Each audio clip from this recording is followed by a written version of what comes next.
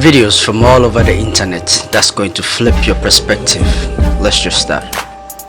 You ready? Yep. This shit is clogged up. There's a million gallons of water up there.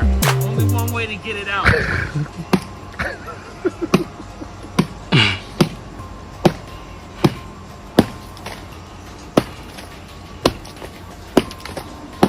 Must really be cold there. Sensitive souls should leave immediately. Not so sensitive about this though. We're almost there. Perhaps they're cold? Maybe.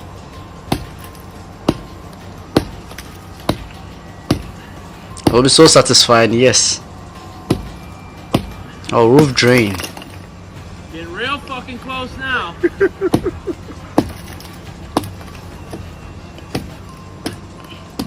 Gonna come out real fast. So stand back. Oh, he has all his tools. Interesting. Nice.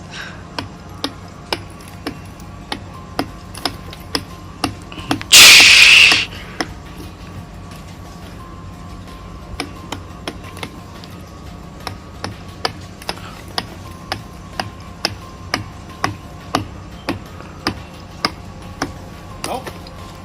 Okay, start pouring out. Taking a piss. God damn. It's going to come with some force and some pressure, man. It will be so cold. No. Yeah, now run. Yeah, look at ours. It's been going for like 5-6 minutes. Here are 5 mind-bending movies to watch on Prime Video. Up first, Triangle. It's about a woman who goes on a boating trip with several friends. 29. The most twisted, messed up mind-bending 29.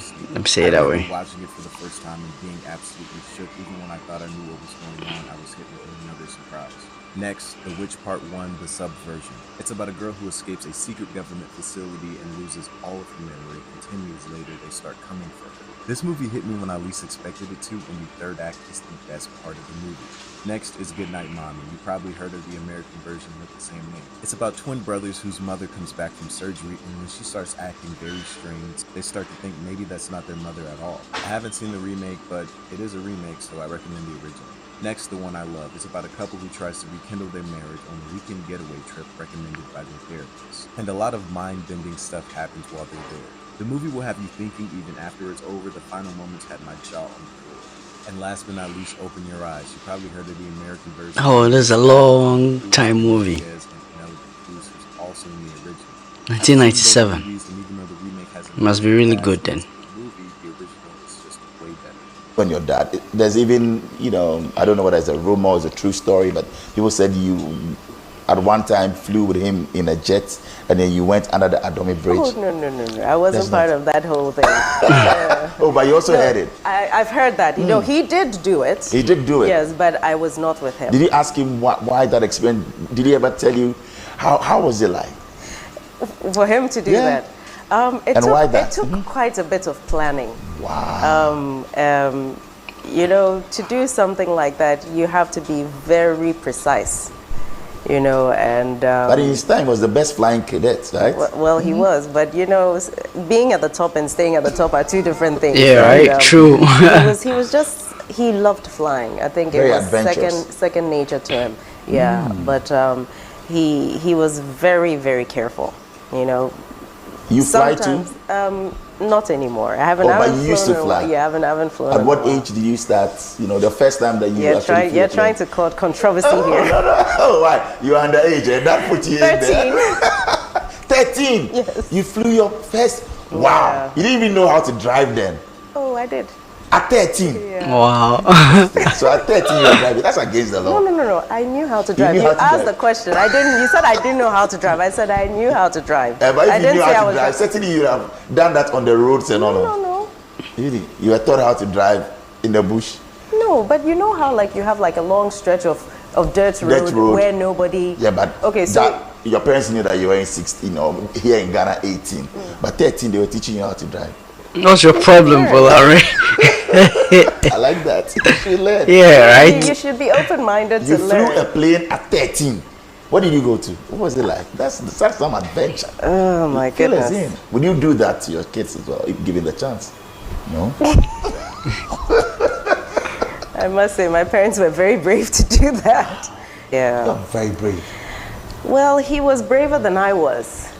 It's a funny scenario because it's one of those situations where, as a parent, he taught me how to fly. He knew he'd watched me. He knew what I was capable of. So he got out of the plane and he said, "Go." He got out of the plane. Yeah, and I, because we'd done. He just wanted to make sure that I was capable, and then when we landed, he got out of the plane, and then actually, what he did before we landed was, as we were I think on finals, then he said, "Okay, well, he's had a heart attack, so I have to land the plane." So he shut his eyes and I thought, what's this man doing? And I thought, okay, I have to land this plane, which I did.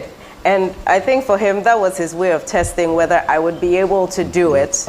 And then he got out and he said, "You're ready, go."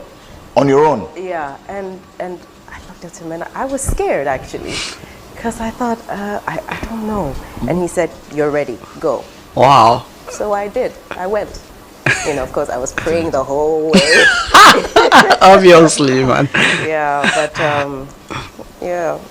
That would be a nice On experience. your own, you could just go out there, fly, plane on your own and all of that, right? Yeah, we had there was the Sankofa Aero Club, which was at Afenya. Kenya, right. Yeah, so I would go all the way there. And so now when I think about Silent treatment is a sign of a massively immature person, emotionally. No, I'm serious. Sometimes do that to Michael. Well, yeah, but you know what it is? I do it a lot. Yeah. Well, it's not. Sometimes I'm just like tired of talking though too. Well, hold on. No, you're allowed to come back on the show whenever you want. No, there's a difference between That's not true. you saying I need a minute. Let's talk about this in the morning. That's not People are this- different, Okay, so that's I don't fine. believe what she's But saying. what you're Then doing again, is she's you're not actually entirely building a right. bridge So to yeah. come back. But the silent treatment by another adult, that friend who suddenly just stops talking to you, and you don't know what the hell you did, and then a month later they act like nothing happened, that is actually punishing somebody else. Because you can't handle your emotions. So you punish them and remove attention and love. I'm gonna pull this clip for later. Not That's for what me. that I is. don't do that to friends. I do it to you. I'm a friend. No, you're I'm going to a- build the bridge, right? Like what you're going to say is, I can't talk about this. You're going to let him do what he's going to do. And then you're going to say, let me. And you're going to say, I actually cannot have this conversation. I'm too emotional. Because he's presumably the most important person in your life. Oh gosh, I know where this is going. No, I'm serious about this. Yes, he is. Would you want him to vomit all of his emotions at you because No. he doesn't develop the skill of actually managing them in a way? No. And No. so if you value a deeper connection, then you will take on the skill of learning how to manage your emotions in a different way. I agree with you. Right? Trust me. And again, this Agreed. is, you can use the 5-second rule for this, because you can use the 5-second rule, 5, 4, 3, 2, 1, to push yourself through doubt, or I use it a lot. If you're about to rage check. Yes, 5, 4, 3, 2, 1. A new computer chip from Google took this quantum computer 5 minutes to solve a problem that would have taken our best supercomputer 10 septillion years to solve it. Go through the Septillion. million, billion, trillion, quadrillion, quintillion, septillion. They describe it as Yes. vastly more than the age of the entire universe. 2 years ago, it could process 54 what are called qubits. That was astonishing at the time. And I read article after article. Once you get over 100, you won't believe what this can do. 2 years ago, we were at 54. We're at 105 qubits. The Qubit is a way to open up the universe and test a theory and search for all answers at the same time. So right now we have to think linearly. We have to think, okay, 2 + 2 is 1? No. 2 + 2 is 2? No. Is 3? No. 2 + 2 is 4? Yes. So it's ones and zeros. It's either a yes or a no, yes or no, and it tests all of them vertically instead of linearly. Got it? So it can come up with answers like nobody's business. Works with quantum physics. See, another thing that people don't know about chosen ones is that they have a really powerful sense of spiritual discernment. They can discern anything. They know when you lying based on your body movements, based on your vocal tones. They know when they being deceived. They know when they try to be tricked. You can't manipulate them. They see through deception. They see through smoke screens because they child of the Most High, you know. And like I said, this is why a lot of people that hang around chosen ones, they can't hang around them for too long because the chosen ones will expose that person of their toxicity, you know. So a lot of people like the chosen ones, but they don't necessarily want to kick it with the chosen one for too long or after a while because they don't want to be exposed, because the chosen one is full of light and they will be exposed when they hanging around the chosen one of their BS. Watch to the end, see what I gotta say. But I gotta tell y'all, did you know that your phone, your TV, your computer, your electronics, everything is having conversations with you? Yeah. These people? Yeah, right. Put to you like this. The word con means to convince somebody something. The word verse means to give it to them in a few words. And the word station means to make them feel something. So if you put that all together, then you understand that everything in this world is trying to change your state of mind by convincing you to do something by what you hear or see or feel. Makes some sense. They got your phone screen, TVs, computers, and all your electronic into black mirrors because they portal. You looking back and you transferring energy right back to your mind as you watch this stuff, y'all. And look up the stone obsidian. That's what most of these black mirrors is, obsidian. And I need y'all to go watch this video right here, y'all. Look this up right here, and they talk about how a spirit tricked the knight into not fulfilling his destiny. Y'all go watch that for me. Y'all think y'all chasing y'all dreams, right? All you doing is getting further away from yourself. The more famous you become, the more distractions you have. True. It's a trap. Yeah, right. True. If you have no peace within you, that's tough. Understand, life is a joke. Everything that we're doing, everything you see happening on a regular, it's a distraction, bro. Just focus on yourself. Eat healthy. Eat better. Pay attention to what you are eating. This is a matrix. Focus on yourself. Nobody else matters but you, bro. Even your family gonna become a distraction because they not gonna wake up. And if they do decide to wake up, it's because of you. Your impact did that. Don't force them to do anything. Don't force nobody to believe in shit. Focus on yourself. Keep your energy to yourself. With you being an Earth Angel, you have to understand that your positioning is not the same as the 99% on this planet. You possess a very special frequency that is very sensitive to the energies around you. You have the ability to raise the vibration of those who come in contact with you. This is because you are one of the 144,000 meant to awaken and reset this planet back into divinity. So you must understand that you're on a mission and you do not have time to be fooling with the 99%. You have to begin to utilize the abilities of your first eye and tap back into the ancient energy that is stored in your DNA. You are not earthbound, so that means you can't let people who are downplay your origination. Begin to tap back into your alchemy and use that to transmute the energy in your life. You have to separate yourself to elevate before you can go back and help anybody else. God sent you on a mission, so get it done. The most valuable financial skill that anybody can have is not needing to impress other people. Yeah, right. If you don't need to impress other people, that is an asset on your balance sheet that is worth $1 billion. Because so much of society as a whole and the individual is just geared towards how can I get other people's attention? How can I show off to other people?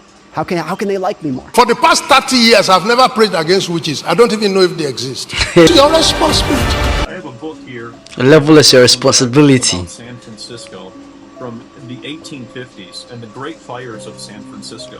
When the Great Fires were happening in San Francisco during the 1850s, it was Freemasons, Oddfellows, different orders who were having all these fires happen so that they could reset something and then take it over and then say it's theirs and everything else. But the more I've looked back into these books, the more I've seen that this has happened so many times in a row. I mean, even with the World Fairs situation, you know, when people are looking at the World Fairs and all these beautiful buildings, like a pyramid, for example, right there in Nashville, and then this building as well, which is pure stone.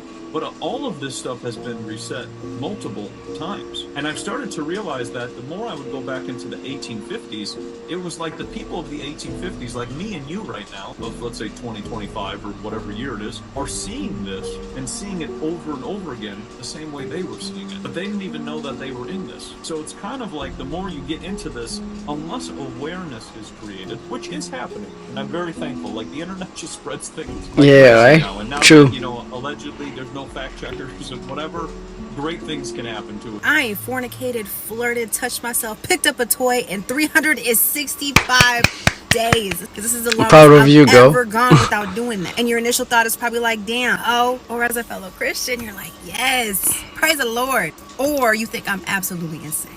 Either way, it's my journey, not yours. And while I'm not here to force purity down your throat, I want to talk about how life-changing and how healing it is turning away from your lustful desires. Because in all seriousness, lust has a lot of us in a chokehold, and it's not cute. It's not sexy. It displays nothing but a lack of self-respect, self-worth, and dignity you have for yourself and your body. And that's not to shame, but it may be time to sober up a little bit. I want to help you, not hurt you, because my love, you need some more self-control over your body. Crashing out over PP needs to stop. You setting yourself up on a platter to be used and abused every time. You better than that. And again, this is the longest I've ever gone. So I'm telling you, it's possible. And you can take your purity seriously. So let's spend some time talking Take your about purity People will be seriously. manipulated as long as they are manipulatable. And let me tell you, an attractive woman squeezes a region of a man's brain that is hysterical. A hot woman can get a guy, the average guy, to do the dumbest shit in the world. I will once again, I so want to get him on the show. I feel terrible bringing this up all the time. But the fact that Jeff Bezos sent a dick pic will never cease to amuse Oh, me. really? Jeff, I would fall for it too, man. I'm telling you. I get it. I get it. I get it. If I wasn't married, I would be a right mess. Research has shown that 82% of our impressions of people are based on two traits: warmth and competence. It's not how attractive you are, it's not how tall you are, it's not how rich you are, it's not how successful you are. It's literally how fast can you signal, I'm a friend, trust, and you can rely on me, competence. The faster you can signal those two things, the moment you hop on screen, the moment you get on a video, the moment you enter a room, the more people like you and respect you. So what I like to think about is like a recipe. Is there are warmth nonverbal cues and there are competent nonverbal cues. Authentic smiling, a warmth cue. Nodding is a warmth cue. When you do a triple nod, research shows that I will speak 67% longer. That is a nonverbal ... You're telling the other person, I hear you, I see you, tell me more. The competence cues, some of my favorites are like a steeple. Even this is just more wise and competent if it feels natural to you. Like some people look like, don't be Mr. Burns. You know, like, right? Imagine there was a covert program called Project Clean Slate that was wiping certain towns and communities off the map. And not just ghost towns that were abandoned naturally, but thriving places with families, businesses, and schools erased overnight, leaving no trace they ever existed. The process would hypothetically start with an evacuation disguised as a disaster response, toxic leaks, wildfires, or for unknown phenomena. Residents would be relocated, told they'll be allowed to return once the danger is resolved, but they never do. Instead, their homes are bulldozed. All records of the town are destroyed. Okay. And maps are edited to show nothing was ever there. Oh. Within weeks. This makes sense. The LA fire. Let's just say this is a joke for entertainment purposes only. Full federal takeover is needed. Invoke the Stafford Act. The state's overwhelmed. martial law might have to be declared. Hey, look at that, just in time for the Year of the Snake. Now, to those paying attention, you can see the writing on the wall that this Year of the Snake is going to be a wild one. I wonder if it's just a coincidence that when we look back at past Year of the Snakes, that they had some significant events taking place. So, 1917 was the year of the fire snake. And 1917 just happens to be the year that the United States entered World War I. Now we can see how 1929 was also the year of the snake, which, as we know, we had the Wall Street crash of 1929 that sparked the Great Depression. Now we could also see 1941 was the year of the metal snake. And 1941 just happens to be the year that the United States entered World War II. And more recently, we can see 2001 was the year of the snake, and we all know what happened on 9/11. Now, with 2025 being the year of the snake, I find it extremely interesting that this just happens to be the year that Trump gets back into office with all the chaos ensuing. Now, I'm not sure if you guys remember this or not, but back in 2017, he read this snake poem. That snake gave her a vicious bite. You knew damn well I was a snake before you took me in. Now, in the context of this rally, he is speaking about illegal immigrants. But I believe satanic powers like to reveal the truth in plain sight, as we see here by the demonic song Stairway to Heaven, because you know sometimes words have two meanings. So I personally believe with this snake poem, you have the exoteric meaning and the esoteric meaning. This duality belief that these occultists believe in, these dual meanings. So on the outside, the exoteric, this poem is about illegal immigrants that he is speaking to this crowd here. But to the esoteric, he is speaking about himself. And I find it extremely ironic. He is speaking about a snake that bites this woman to then release poison, which, by the way, it's venom in reality, but in the poem it talks about poison. And do we not remember that this man likes to call himself the father of the you-know-what? And don't you find it poetic that he is coming back into office in the year of the snake? Now, in regards to finding the different years of the snake correlating to events, I found that from Michael in Truth. Now, he also points out the Korean War in 1953 and 1965 is the Vietnam War, but it's a little bit of a stretch because the Korean War ended in 1953, and the Vietnam War lasted for 20 years. 20 years? 5 was in the middle, so again, I didn't want to add those, but that was a long time. 1929, 1941, and 2001, pretty significant. But with this all being said, I know this information can cause a lot of fear and anxiety, and a lot of people like to capitalize on that to push fear because fear sells. But I'm not here to cause fear and anxiety in you because that is not from the Lord. He does not give us the spirit of fear, but the spirit of power, love, and a sound mind. And this is my desire with these videos, to educate you with the world that we are living in, to prepare yourself spiritually and mentally, having your heart established with the Lord, drawing closer to Him, realizing that being with Jesus in the middle of the storm is safer than being in the comforts of your own boat, per se, with that illustration. True that, makes sense. That whether things unravel how we think they're going to unravel or not, we have the Lord Almighty inside of us. He will go forth. He will guide us. He will protect us. He will grow us through this storm. Individuals going through the fires in LA, the chaos that is ensuing, this is a time of repentance, to draw closer to the Lord, to realize the only thing that matters is your relationship with the Lord and your relationship with others. And we all want to follow the example of Shadrach, Meshach, and Abednego, the 3 Israelite boys who were taken into captivity into Babylon, where they are about to go into the fiery furnace because Nebuchadnezzar wanted them to bow to his image, and they denied. And what did they say to Nebuchadnezzar, the king that is about to throw them into a fiery furnace? They stand strong and courageous, and they tell Nebuchadnezzar, if that is the case, our God, whom we serve, is able to deliver us from the burning fiery furnace, and he will deliver us from your hand, O king. But if not, let it be known to you, O king, that we do not serve your gods, nor will we worship the gold image which you have set up. And that right there is my mentality right now, knowing that the Lord can and he will deliver us before the Great Tribulation. But even if not, I will not bow to this world system, to the image of the beast. I will serve the Lord Most High no matter what. No matter what. I really get sick and tired of those who talk about us pre-tribulation rapture believers, and we're going to fall away and take the mark of the beast when there's no rapture. We're the ones so fixated on the tribulation and the mark of the beast. We're going to clearly see it if we are in it, and we will know, okay, we got something wrong. We're not taking that. My faith is not in the pre-tribulation rapture. My faith is in Jesus, no matter what the outcome. And it doesn't matter whether it is a pre-tribulation rapture or a post-tribulation rapture, the same end result will take place. We will stand in front of Messiah and account for what we did down here with His Holy Spirit at the judgment seat of Christ. And that is why James 5:8 tells us to establish our hearts, for the coming of the Lord is near.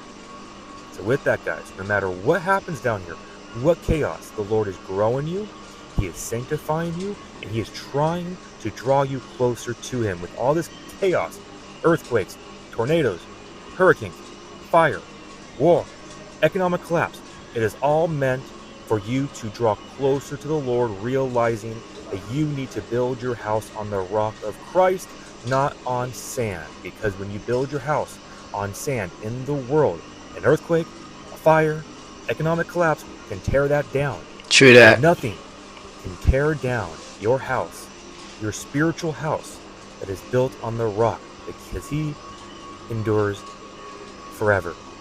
So with that, guys, I know it's chaotic, okay? I know it is. But we keep our eyes focused upon the Lord. We allow Him to grow us, sanctifying us, drawing us closer to Him in an intimate, personal relationship. Talk to Him. Imagine He is there right next to you. I like to do that throughout my day. I don't have a picture in my head of His face, but His figure right next to me, that I can rest my head on Him. I can talk to Him. I can confide in Him, asking Him to guide me in every way that is pleasing to Him. It's powerful. Having Him grow me with more love and a capacity to love Him and others. So with that, guys, I love y'all so much, okay? We're in this together, even though we might be miles apart. But we are one in the body of Christ. Focus on Him. God bless, and remember, the just shall live by faith. Has anyone actually ever realized that when you are in a nightclub, it actually feels like you're in hell? Especially like in Miami, yeah, right? City. A club is actually the best representation to hell on earth. It's dark. You're usually in a basement. There's all these strobe lights. You can't see a thing. The music is so loud. The bass is so loud. The whole room feels like it's shaking. People are just out of their minds on all kinds of, they're just drunk, period, off of alcohol, and they're on all kinds of stimulants and whatever else. I can't even believe that I used to just willingly go to these places. They are so dark, and the things that go on, I mean, not only right there in the open, but behind the scenes, it is just literally hell on earth. Yeah, right. And that one video gave me the confidence to say, hey, okay, forget what everyone else is saying. I actually am going to still quit my job, and I'm going to make a video every single day, and I don't care if I have to make a video every single day for 10 years. I know that I made something one time that enough people enjoyed, and I'll do it 100 more times to replicate that success.